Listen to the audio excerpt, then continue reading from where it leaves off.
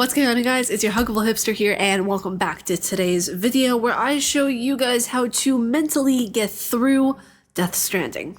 This is going to be a more philosophical video, I want to say, because when I was planning this video and when I was thinking of how I should go about filming this and even presenting this to you guys, I thought, okay, what are going to be the most beneficial tips and philosophical ways that you guys can get through this in one piece? Now, when I say the word philosophical, people are like, hold on a second, wait, hold the phone. Are you going to get all fancy schmancy with me and just say things I don't understand? Some of this might go completely over your heads, and that's okay. That is perfectly fine. But I know you guys are smart.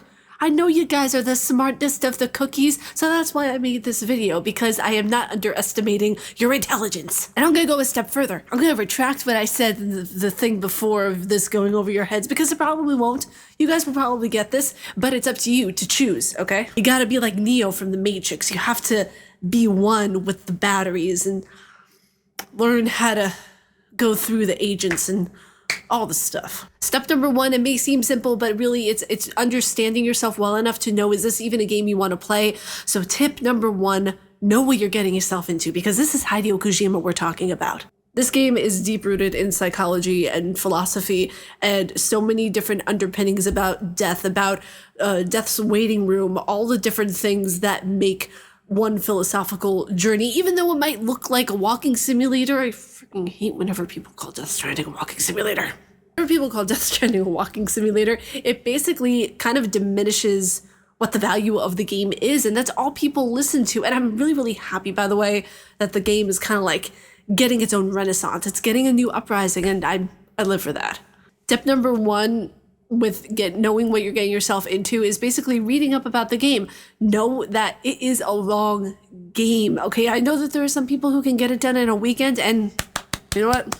Go you, that's fantastic. Mainly because I think chapter 3, since it's the longest chapter of the game, that's going to be the part of where you're going to, if you guys struggle, you're going to struggle the most with that chapter, because there is a lot of walking, there is a lot of things that you have to do that are little story bits and pieces of delivering certain packages that are very, I would say, crucial to the entire plot line. Okay, tip number 2, don't scoff it off. Don't start it and then stop it whenever you get through chapter 3, because it's a long game, but there is purpose and there is a reason behind every single point and every single little thing that doesn't make sense at the time. Don't give up. Please do not quit this journey. If you are committed and you want to see this game through to the end, please do. Okay? Please, just do it.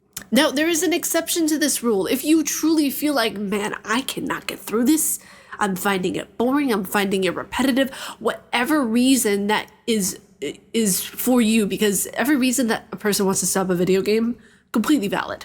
You don't have to finish a video game, but giving it a fair shot, that's what counts. So that is my exception to the rule, is that if you do give it the fair college try, then yeah, of course, you know, if you don't feel like it's a game for you, obviously quit the game. No one is putting a squirt gun to your head saying, oh, you have to finish this game. You have to finish it. Okay, Norman Fetus is going to be knocking on your doorstep saying that you need to finish this game and hold his baby and just rock him all night. It would be so weird if Norman Fetus just came and say, hey, hold my baby. I can't get that image out of my head now. If you're playing this game on PC, there's no getting around it. You are going to need a very good PC to play it. I would honestly recommend playing it on console, because since it is a dedicated console, you already have everything you need. If you play it on PC and your graphics card needs to be updated or your CPU needs to be updated, whatever it is, it's a lot more of a stressor to play it on PC than it is if you're playing it on the PS5. One thing I would recommend, though, is if you are getting it for PC and you have all the graphical requirements and everything is good with your PC, check if your drivers need to be updated, check if your drivers for your graphics card, check if anything with your CPU needs to be updated. Just go through the routine, because you want to be able to play this on your computer at the best of its ability. Really, it's a phenomenally gorgeous game, and having it on that, I played it on a curved screen, and just that, it's beautiful. It's just stunning. It's beautiful. So yeah, double check if you have all the ins and outs and bits and bobs.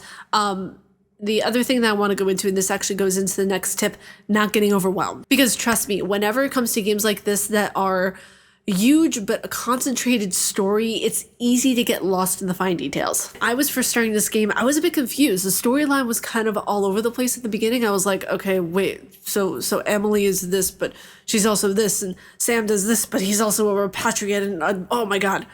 But it'll click. Trust me, don't worry, breathe, it's okay, it'll click for you.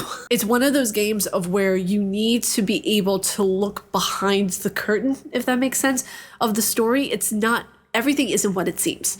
So when you're looking at the different characters and their stories, a lot of them are truly heartbreaking, a lot of them are very simple and to the point, but you need to be able to read between the lines a lot of the time. Understanding the story and how the controls, how BB, how everything kind of molds together in this marriage, this cohesive unity, is what makes Death Stranding so incredibly beautiful. Another thing I would say as my last point is that once you get to the end of the game, it's not one of those games of where, you know, it has replayability, especially if you're trying to get platinum, but you're not going to want to replay this game.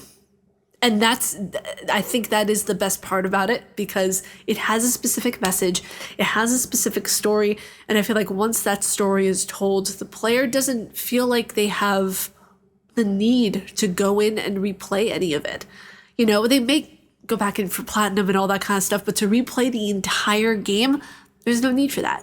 I think it's one of the only games that really gives the player closure with the entire story. Now, at the end of the game, you're going to see a cliffhanger and you're going to think, what, is there a Death Stranding 2? Is something going on here?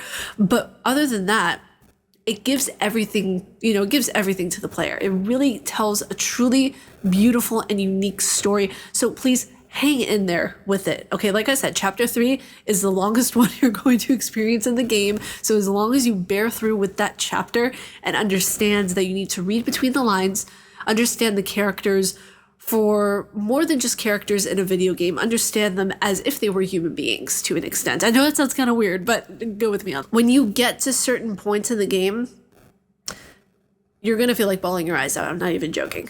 This game provokes a certain kind of emotion.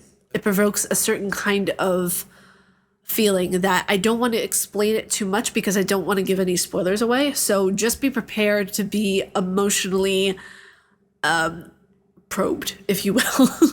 If you guys like my face and what I do, please be sure to subscribe and hit that bell down below. I make videos here every single day on YouTube. We're getting so close to 3,000 subscribers. And if you guys want to, you know, watch my review that I did on Death Stranding, it'll be right over here. But with that being said, stay casually nerdy, and I'll see you all in the next video. See ya!